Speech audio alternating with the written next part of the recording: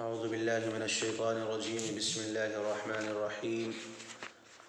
ووصینا الانسان بوالدیہ وإن جاهداك لتشرك بي ما ليس لك به علم فلا تطعهما إلي مرجعكم فأنبئكم بما كنتم تعملون والذين آمنوا وعملوا الصالحات لندخلنهم في الصالحين۔ اور ہم نے انسان کو اس کے والدین کے ساتھ حسن سلوک کا حکم دیا ہے، اور اگر وہ دونوں تجھے ایسی بات پر آمادہ کریں کہ تو ان چیزوں کو میرے ساتھ شریک ٹھہرائے جن کا تجھے علم نہیں ہے تو ان کی بات مت ماننا، بے شک تمہارا لوٹنا میرے ہی پاس ہے، اور پھر میں بتاؤں گا تم کو کہ جو تم کیا کرتے تھے۔ اور وہ لوگ جو ایمان لائے اور اچھے عمل کیے ہم ان کو نیک لوگوں میں شامل کریں گے۔ پچھلی آیات میں اللہ تبارک و تعالی نے دو طرح کے لوگوں کا ذکر فرمایا تھا، ایک تو وہ جو اللہ کے نافرمان ہیں، اور دوسرے وہ جو اللہ کے لیے عمل کرتے ہیں۔ تو اللہ تعالیٰ نے فرمایا تھا کہ جو بھی انسان اچھے عمل کی کوشش کرے گا اس کا فائدہ خود اس کو ملنے والا ہے، یعنی یہ نفع اس کا جو ملے گا، اس کا جو نتیجہ لوٹے گا وہ خود انسان کی طرف آئے گا۔ ایسا نہیں ہے کہ اس سے اللہ تعالیٰ کو کوئی نفع مل رہا ہو۔ تو نیکیوں کی ترغیب کی بات چل رہی تھی، تو انسانوں کے ساتھ جو نیکی کرنے کی بات آتی ہے تو انسان کے جو سب سے قریب ہوتے ہیں وہ اس کے والدین ہوتے ہیں۔ اللہ تبارک و تعالیٰ کے بعد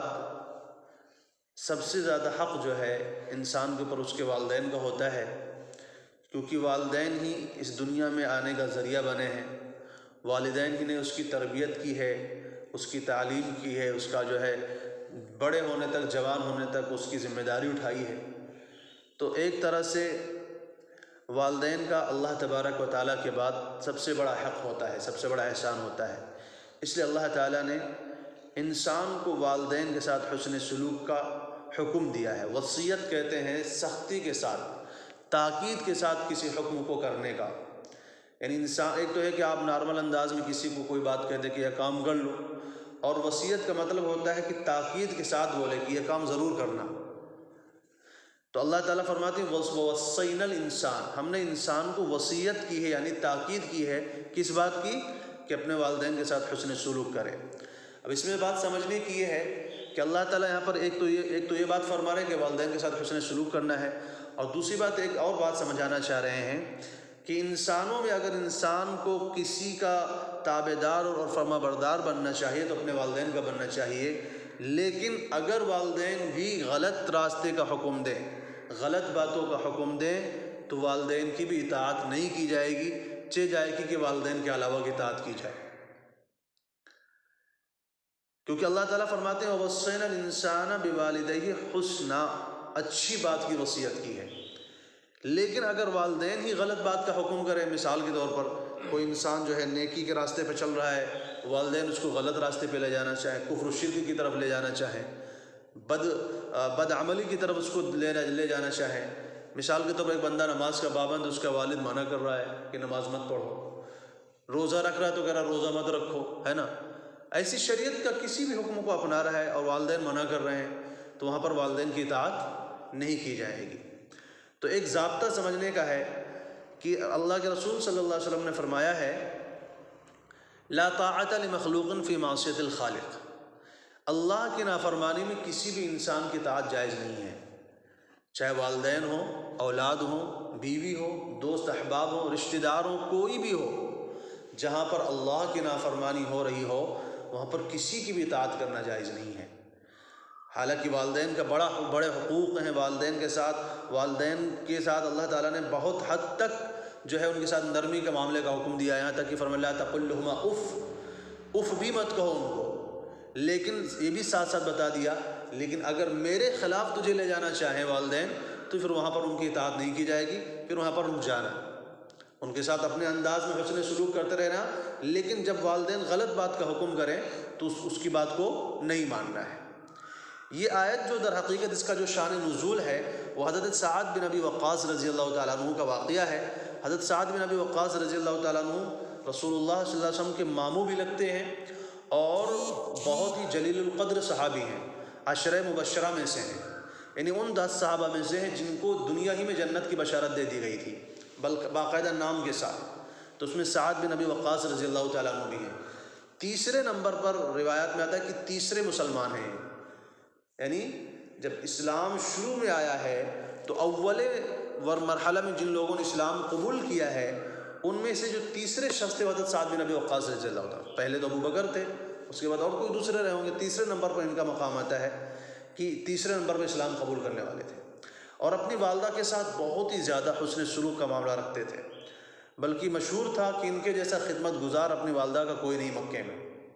لیکن جب یہ ایمان قبول کیے اور ان کی جو والدہ جو تھی مشرکہ تھیں، ان کو جب پتہ چلا کہ انہوں نے ایمان قبول کر لیا ہے تو ان کی والدہ نے قسم کھا لی کہ جب تک تم اپنے دین سے واپس نہیں آ جاتے، ہمارے دین میں واپس نہیں آ جاتے، جب تک میں نہ کھانا کھاؤں گی نہ پانی پیوں گی،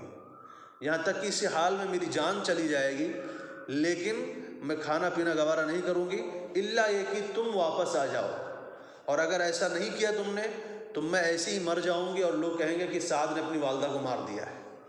تجھے اپنی والدہ کا قاتل کہا جائے گا، اپنی والدہ کا مرڈر کرنے والا کہا جائے گا، لہذا تو اپنے دین سے پھر جا۔ ایک دن گزر گیا، کھانا پینا کچھ نہیں کھایا، حالت خراب ہو گئی، 2 دن گزر گئے، جب تیسرا دن ہوا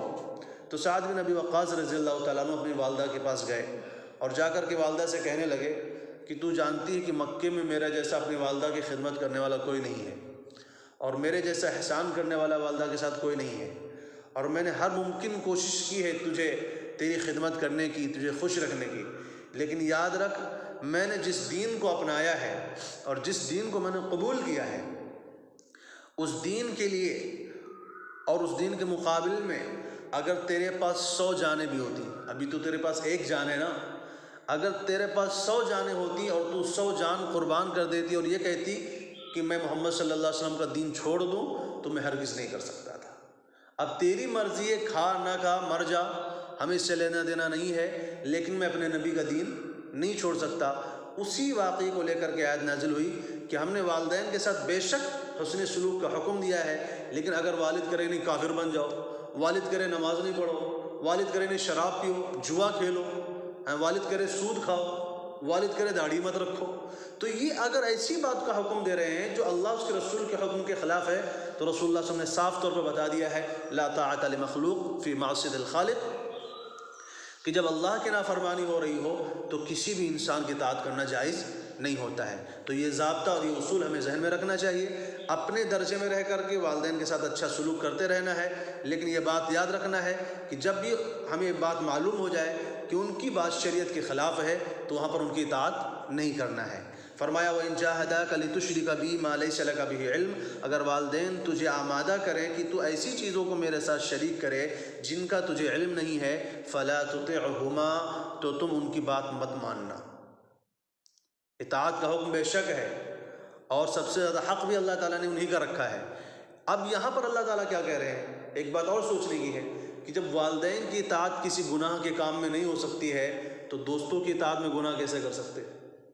ہے نا، یا اور رشتہ داروں کی اطاعت میں گناہ کیسے کر سکتے ہیں، ہوتا ہے نا، دوست بلا کر لے کے چلے گئے، بھائی دوست نہیں مان رہے تھے چلے گئے فلم دیکھ کے آ گئے، دوست نہیں مان رہے تھے چلو پارٹی کرتے ہیں، شراب و کباب کرتے ہیں۔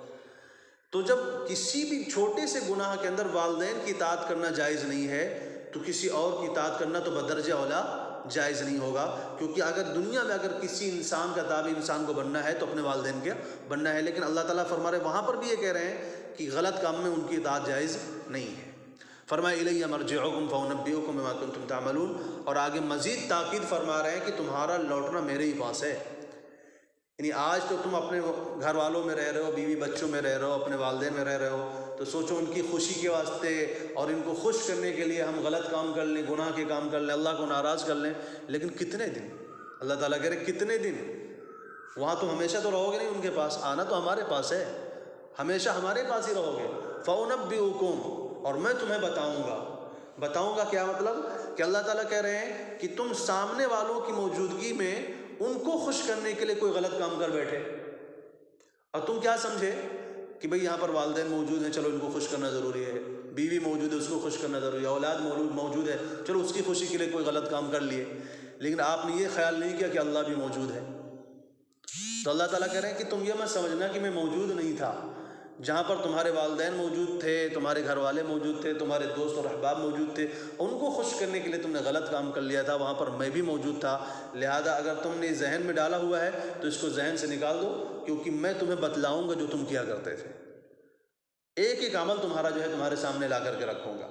اور آگے پھر اس کو جو پیچھے بات فرمائی کہ جو لوگ نیک عمل کرتے ہیں اللہ تعالیٰ ان کے ساتھ کیا معاملہ فرمائیں گے، فرمایا والذین آمنوا وعملوا الصالحات، کہ جو لوگ ایمان لائے اور اچھے عمل کیے، لندخلنہم فی الصالحین، ہم ان کو نیک لوگوں میں داخل کر دیں گے۔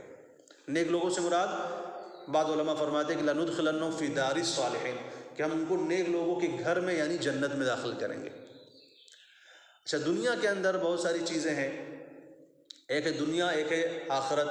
یہ کہہ لیجیے ایک زمین ہے ایک آسمان۔ تو زمین کے اندر بہت ساری چیزیں ایسی ہوتی ہیں جو خراب ہو جاتی ہیں، برباد ہو جاتی ہیں، اس میں سے ایک انسان بھی ہے، انسان کا جسم بھی خراب ہو جاتا ہے، مٹی میں جانے کے بعد کچھ دنوں کے بعد انسان کا جسم پھٹ کے ختم ہو جاتا ہے، سڑ جاتا ہے۔ لیکن یہ جو ان جسموں کا جو سڑنا ہے یا خراب ہونا ہے، یہ صرف گناہوں کی وجہ سے ہوتا ہے۔ میں نے ایک دن بتایا تھا کہ انسان اگر گناہوں سے پاک صاف زندگی گزارے تو اس انسان کا جسم قبر میں بھی جا کے نہیں سڑتا ہے، پھر ہمیشہ کے اللہ تعالیٰ اس کو محفوظ فرماتے ہیں۔ بہت سارے واقعات ایسے ہمارے سامنے موجود ہیں۔ ابھی آپ زیادہ دور کا نہ جائیے، ابھی یہ آپ کے جو عراق کے وہ تھے صدام حسین، ابھی ان کی لاش نکالی گئی پچھلے سال، کتنے 10 سال کے قریب ہو گئے ان کو پھانسی دیے ہوئے، بالکل ویسے کہ ویسا جسم رکھا ہوا۔ عراق میں 2 صحابہ کی قبر تھی، حضرت حذیفہ ابن الیمان رضی اللہ تعالیٰ عنہ اور حضرت جابر بن عبداللہ رضی اللہ تعالیٰ عنہ۔ 100 سال پہلے کی بات ہے، ان کی قبر کو کھولا گیا اور ان کے جسد اطہر کو نکالا گیا، بالکل ایسی چمکدار آنکھیں ہیں کہ لوگ حیران ہو رہے ہیں۔ ان کی آنکھوں کو دیکھ کر کے ہزاروں لوگوں نے اسلام قبول کیا، کہ ایسی چمک تھی ان کی آنکھوں میں، ایسی روشنی تھی ان کے چہرے کے اندر، ایسا نور تھا کہ ایسا لگ رہا تھا جیسے ابھی سوئے ہوئے ہو۔ تو یہ بات سمجھنے کی ہے کہ اللہ تبارک و تعالیٰ کا ضابطہ ہے کہ جو انسان گناہوں سے پاک صاف زندگی گزارتا ہے، اللہ تعالیٰ اس کو نیک لوگوں میں شامل فرما دیتے ہیں۔ یعنی جیسے فرشتے ہوتے ہیں ان کے جسم خراب نہیں ہوتے، اللہ تعالیٰ اس انسان کو بھی ویسا کر دیتے ہیں، پھر اس کا جسم خراب نہیں ہوتا ہے۔ اس کی ایک وجہ ہے، جسم خراب نہ ہونے کی ایک وجہ ہے۔ آپ دیکھتے ہیں، آپ چاول بنا کے رکھ دیں، ایک دن چلے گا، دوسرے دن خراب ہو جائے گا۔ چاول پکا کے رکھ دیں، ایک دن دال پکا کے رکھ دیں، ایک دن دوسرے دن خراب ہو جاتی ہے۔ کیوں؟ اس کے اندر خراب ہونے کا مادہ موجود ہے۔ لیکن آپ شکر رکھ دیں تو سالوں سال رکھے رہیں، گڑ سالوں سال رکھے رہیں، خراب نہیں ہوتا ہے۔ تو یہ کیوں خراب نہیں ہوتا، وہ کیوں خراب ہو جاتا ہے؟ اس کی وجہ بتاتے ہیں، چونکہ اس کے اندر خراب ہونے کا مادہ موجود، اس لیے خراب ہو جاتا ہے۔ یہ چیز ایسی ہے جس کے اندر خراب ہونے کا کوئی مادہ موجود نہیں، اس لیے خراب نہیں ہوتا۔ تو اب بعض بندوں کے بدن جو ہے سڑ جاتے ہیں، بعض بندوں کے بدن نہیں سڑتے ہیں۔ اس کی وجہ کیا ہے؟ کہتے ہیں گناہ جو ہے غلاظت ہے، گندگی ہے۔ گناہ کیا ہے؟ گندگی ہے، غلاظت ہے۔ جب انسان گناہوں کے ساتھ دنیا سے جاتا ہے، بغیر توبہ کے مر جاتا ہے، تو چونکہ غلاظت کے ساتھ دنیا سے گیا نا، اب جس چیز کے اندر گندگی ہوتی ہے وہ چیز سڑ جاتی ہے، کیونکہ اس کے اندر سڑنے کا مادہ موجود ہے، لہذا ایسے انسانوں کا جسم کیا ہوتا؟ سڑ جاتا۔ لیکن جو انسان پاک صاف ہو کر کے دنیا سے جاتا ہے، گناہوں سے پاک صاف ہو کر کے دنیا سے جاتا ہے، تو چونکہ اس کے جسم کے اندر گندگی موجود نہیں ہے، اب سڑنے کا مادہ اس کے اندر موجود نہیں ہے، لہذا ایسے لوگوں کا جسم جو ہے صحیح سالم رہتا ہے۔ اس لیے رسول اللہ صلی اللہ علیہ وسلم نے فرمایا ہے، ان اللہ حرم علی الارض اجساد الانبیاء، اللہ تعالیٰ نے زمین کے اوپر انبیاء علیہ السلام کے جسم کو حرام کر دیا ہے، کہ زمین انبیاء علیہ السلام کے جسم کو نہیں کھا سکتی۔ اور صرف انبیاء ہی کا معاملہ نہیں ہے، اللہ کے تمام نیک بندے جو اس حال میں دنیا سے جاتے ہیں کہ گناہوں سے پاک صاف ہوتے ہیں، اللہ تعالیٰ ان کے جسموں کو بھی محفوظ فرما دیتے ہیں۔ تو فرمایا والذین آمنوا وعملوا الصالحات، کہ جو لوگ ایمان لائے اور اچھے عمل کرتے ہیں، لندخلنہم فی الصالحین، ہم ان کو نیک لوگوں میں شامل کر دیں گے۔ اللہ تبارک و تعالی ہم سب کو عمل کی توفیق نصیب فرمائے۔ سبحان اللہ وبحمدہ، سبحانک اللہم وبحمدک، ونشہد ان لا الہ الا انت، ونستغفرک ونتوب الیک۔ سبحان ربک رب العزۃ عما یصفون۔